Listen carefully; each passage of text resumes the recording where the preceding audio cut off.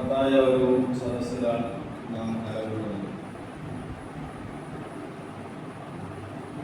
ഇസ്ലാം ഏറ്റവും കൂടുതൽ വെറുക്കുകയും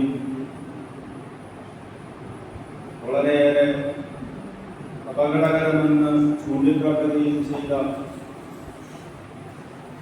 ഒരു വിഷയമാണ് ലഹരി.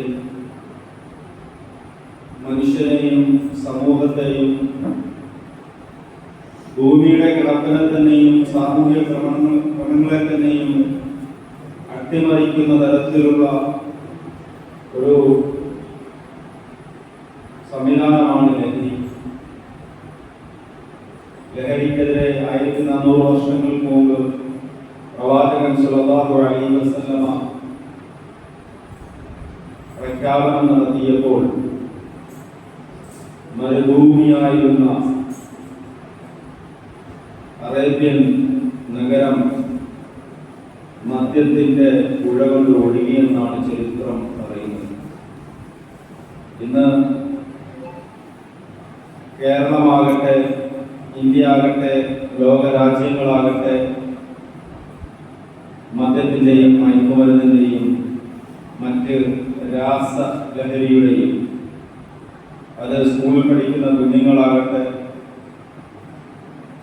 കോളേജിൽ പഠിക്കുന്നവരാകട്ടെ, പ്രായമായവരാകട്ടെ, അവർ പോലും അറിയാതെ അവർ ലഹരിക്ക് അടിമപ്പെട്ടുകൊണ്ടിരിക്കുന്ന ഈ സമയത്ത് സ്കൂളിൽ പഠിക്കുന്ന ദീനുള്ള വീടുകളിൽ നിന്നും നമ്മുടെ വീട്ടിലെ കുഞ്ഞുങ്ങൾ സ്കൂളിൽ പോകുമ്പോൾ, വളരെ അച്ചടക്കത്തോടെ ജീവിക്കുന്ന വീട്ടിൽ നിന്നുള്ള കുഞ്ഞുങ്ങൾ വീട്ടിൽ പോകുമ്പോൾ സഹപാഠികൾ നൽകുന്ന മധുരം മിഠായികൾ അവർ കഴിച്ച് കാലക്രമേണ ലഹരിക്കടിമയായി മാറുന്ന ഒരു കാലഘട്ടത്തിലൂടെയാണ് നാം കടന്നു പോകുന്നത്.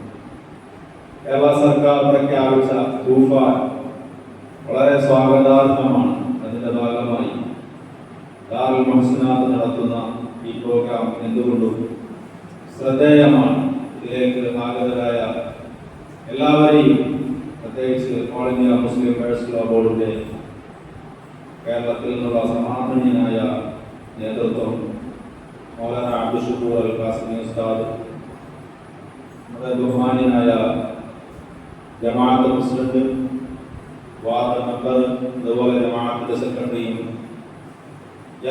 യങ് ഡെമോക്രാറ്റ്സിന്റെ കൺവീനറും SDPയുടെ സംസ്ഥാന സെക്രട്ടറിയും ആയ താഹർ തുടങ്ങി ഇതിലേക്ക് സന്നിഹിതരായ ദാറുൽ മുഹ്സിനാത്തിന്റെ ചെയർമാൻ, അതിൻ്റെ സംഘാടകർ, എല്ലാവർക്കും, കുഞ്ഞുമക്കൾ എല്ലാവർക്കും മതവാക്ക സ്വാഗതം പറഞ്ഞുകൊണ്ട് ഞാൻ നിർത്തുന്നു.